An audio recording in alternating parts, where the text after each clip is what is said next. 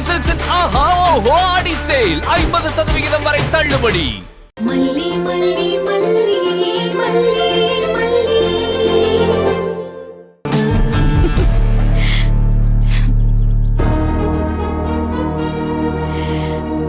ரொம்ப thanks madam. வேற லெவல்ல பேசுனீங்க. நிஜமாவே இப்படி எல்லாம் கோர்ட்ல பேசுவாங்களான்னு பயங்கர ஆச்சரியமா இருந்துச்சு. நீங்க ஒவ்வொரு பாயிண்டையும் எடுத்து வைக்கிறப்ப அந்த ஆளு மூஞ்சி போன போக்க பாக்கணுமே. அவரால பேசவே முடியல, கையெல்லாம் ஆடி போச்சு.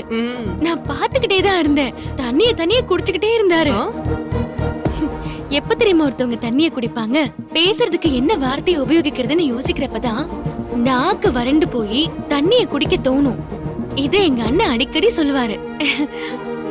அப்படி நம்ம கூட விவாதிக்கிறவங்க தண்ணிய குடிச்சிட்டா அவங்க பயப்படுறாங்க, தோத்து போக ஆரம்பிச்சிட்டாங்கன்னு அர்த்தம்னு சொல்லுவாரு. அப்புறம் மேடம், ஜட்ஜ் நீங்க பேச பேச அப்படியே எழுதிக்கிட்டே இருந்தாங்க.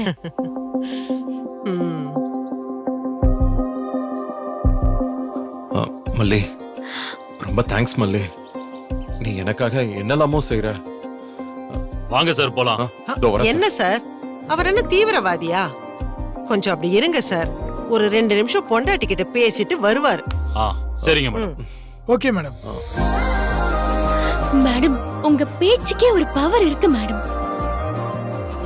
நீங்க சொன்ன உடனே அவங்க பம்மிக்கிட்டே நகர்ந்துட்டாங்க பாருங்க. மேடம், ரொம்ப தேங்க்ஸ் மேடம். எல்லாமே முடிஞ்சு போச்சுன்னு நம்பிக்கையே இல்லாம இருந்தேன். என்கிட்ட ஆள் பலம் இல்ல, பண பலம் இல்ல. என் வாழ்க்கையே ஜெயில கழிஞ்சிரும்னு நினைச்சேன். ஆனா நம்பிக்கையே என்னை கைவிட்டப்ப கூட மல்லி என்னை கைவிடல. அவ எவ்வளவோ நம்பிக்கையா சொன்னா. நான் எதையுமே நம்பல மேடம். ராத்திரி எல்லாம் தூக்கம் இல்லாம அழுதுருக்கேன். ஆனா இப்போ இப்படி எல்லாம் நடக்கிறத பார்த்தா எனக்கு இது கனவா இல்ல நனவான்னு தோணுது. எப்படி மேடம் இவ்வளவு டீடைலா எல்லாமே சொல்றீங்க? நீங்க இன்னைக்கு ஆர்கியூ பண்ணதுமே எனக்கு நம்பிக்கை வந்துருச்சு. நிச்சயமா நான் வெளியில வந்துருவேன்.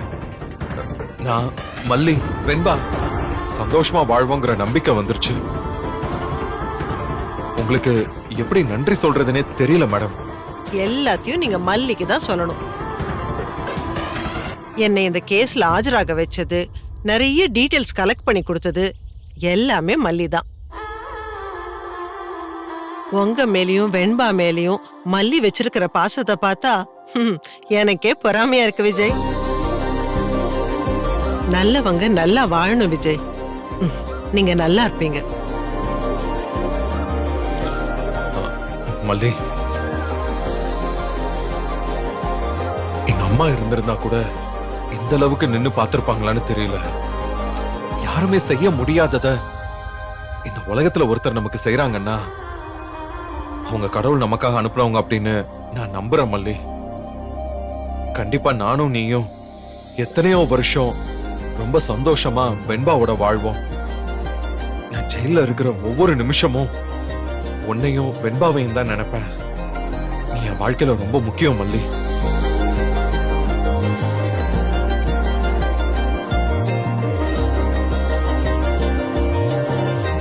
மல்லி, ரஞ்சிதா இன்னைக்கு வந்திருந்தான்னா அவளை கிராஸ் பண்றப்பவே கொலைய தான் பார்க்கலன்னு அவளை ஒத்துக்க வச்சிருக்கலாம். அவ ஆல்ரெடி சாட்சி சொன்னதுனால அவ வாயால அவ பார்க்கலன்னு ஒத்துக்க வைக்கணும். ரெண்டாவது, ரேணுகாவோட போஸ்ட்மார்ட்டம் ரிப்போர்ட் அது இருக்கா விஜய்? மேம், அது அந்த வீட்ல இருக்கும். ஆனா அங்க போய் தேடி எடுக்கிறது கொஞ்சம் கஷ்டமான விஷயம் தான் மேடம். டிலே பண்ணிட்டு இருக்க முடியாது. மல்லி, நீ அந்த ரிப்போர்ட்டை மட்டும் எப்படியாவது வாங்கிட்டு வந்துரு. நான் வாங்கிட்டு வரேன் மேடம். எங்க இருந்தாலும் நான் கொண்டு வந்துருவேன். சரி, நான் லெட்டர் கொடுக்கறேன், உனக்கு கொடுப்பாங்க. சரிங்க மேடம். சரி விஜய், நீங்க கிளம்புங்க. சரிங்க madam. Thanks sir. Okay madam. Constable கூட்டிட்டு வாங்க. Okay sir. வரேன்.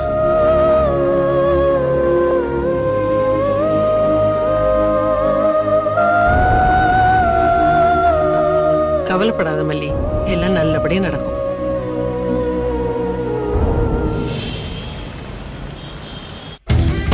ஐயோ ராஜமா, ஐயோ ராஜ்மா என்னாச்சு ராஜ்மா?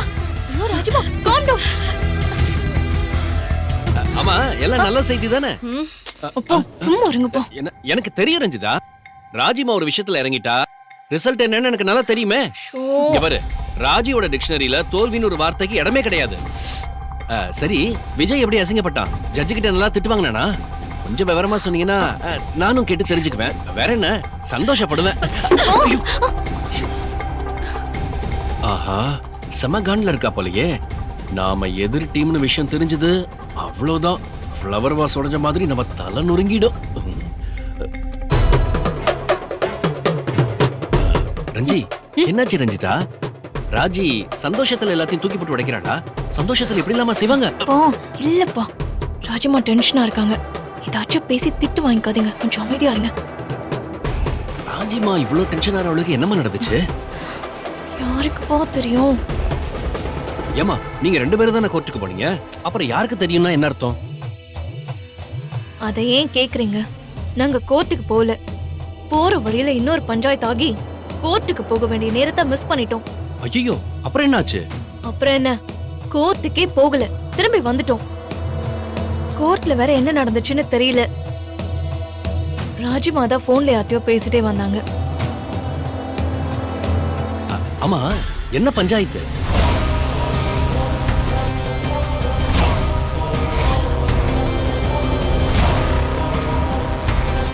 உங்களுக்கு சண்டை போடணும்னா ஒரு ஓரமா நின்னு சண்டை போடுங்க. அடிச்சுக்கோங்க, என்ன வேணா பண்ணிக்கோங்க. ஹலோ,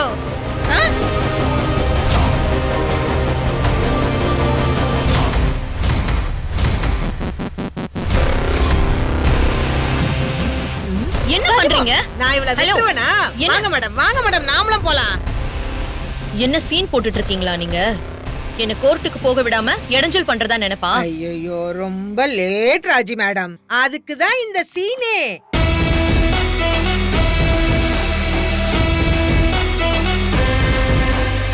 வெயிட் பண்ணுங்க, டிராபிக் ஜாம கிளியர் பண்ணிட்டு வரேன், அப்புறம் உங்க பஞ்சாயத்துக்கு. சார், நான் கொஞ்சம் அவசரமா போகணும் சார். ப்ளீஸ் சார், என்ன மட்டும் அனுப்பி வெயிட் விட்டுருங்க. பண்ணுங்க மேடம், போலீஸ் வந்துட்டா ஜாமம் கூட வெயிட் பண்ணி தான் ஆகணும். யோ வாயா, டிராபிக் கிளியர் ஓகே சார். பெரிய ரகலையே பண்ணிட்டாங்க. அப்போ அன்னபூர்ணி கோர்ட்டுக்கு போகலல்ல? என்னப்பா பேசுறீங்க? அவங்க போறதா முக்கியம், நான் போறதுதான் முக்கியம். நான் தான் அங்க மெயின் ஐ விட்னஸ். ஆமால, அத மறந்துட்டேன். ஏராஜி, நாங்க வர லேட் ஆயிடுச்சு, இன்னொரு நாள் வரோம்னு சொல்லி ஒரு பெட்டிஷன் லெட்டர் ஜட்ஜு கிட்ட கொடுக்கலாம்ல? சும்மா இருங்கப்பா, அப்படிலாம் கொடுக்க முடியாது. என்னமா அது, இப்படிலாம் அடம் பிடிக்காத ரஞ்சிதா. நாம இறங்கி போறதுல தப்பே இல்ல. நேரத்துக்கு கோர்ட்டுக்கு போகாதது நம்ம தப்பு தானே. நாம தான் மன்னிப்பு கடிதம் கொடுக்கணும். அப்பா, தயவு செஞ்சு கொஞ்சம் சும்மா இருக்கீங்களா? ராஜிமா, அங்க என்ன நடந்துச்சா? ஐயோ, தூக்கி போட்டு உடைச்சிட்டு இவ பாட்டு போயிடுவா. எல்லாத்தையும் நாம தான் அள்ளி கொட்டணுமா? அந்த மல்லி என் முன்னாடி நிக்கிறதுக்கு தகுதி இருக்கா அவளுக்கு? அவகிட்ட எல்லாம் நான் தோத்து போய் நிக்கணுமா? அதான் என்னால தாங்கவே முடியல. சரி ராஜிமா, அப்படி என்னதான் நடந்துச்சா? நம்ம பயந்துட்டு கோர்ட்டுக்கு வராத மாதிரி சீன் கிரியேட் பண்ணிருக்காங்க. இதையே அவங்க பக்கம் ஒரு பாயிண்ட் மாதிரி யூஸ் பண்ணிருப்பாங்க. என்னெல்லாம் டிராமா போட்டு இப்படி பண்ணிட்டால அவ. என்ன பார்த்தா அவ்வளவு முட்டாளா தெரியுதா அவளுக்கு? கேஸ் தள்ளி போயிடுச்சாம். இப்போ அவங்களுக்கு எவிடன்ஸ் கலெக்ட் பண்றதுக்கு அந்த டைமை பயன்படுத்திப்பாங்களாம். அவங்க புத்திசாலிங்க.